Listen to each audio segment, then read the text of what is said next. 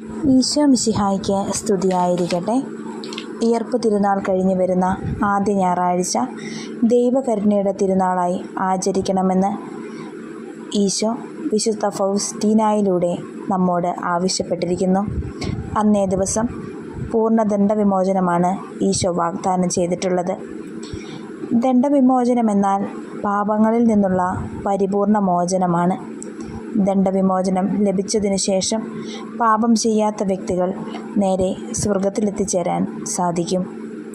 ഇത്തരത്തിലുള്ള ദണ്ഡവിമോചനമാണ് ദൈവയുടെ തിരുനാൾ ദിനമായ ഇന്ന് നമുക്ക് ലഭിക്കുന്നത്.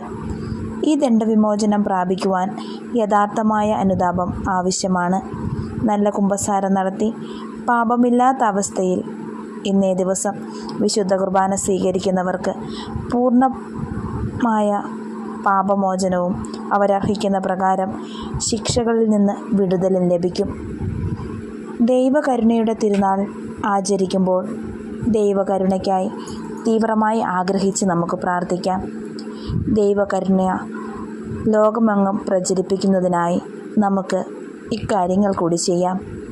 കാരുണ്യവാനായ ഈശോയുടെ ഛായാപടം വെച്ച് നമുക്ക് ബഹുമാനിക്കാം. ദൈവകരുണയുടെ പെരുന്നാൾ ആഘോഷമായി നമുക്ക് കൊണ്ടാടാം. ദൈവകരുണയുടെ ജപമാലയും ദൈവകരുണയുടെ നൊവേനയും ചൊല്ലി നമുക്ക് പ്രാർത്ഥിക്കാം.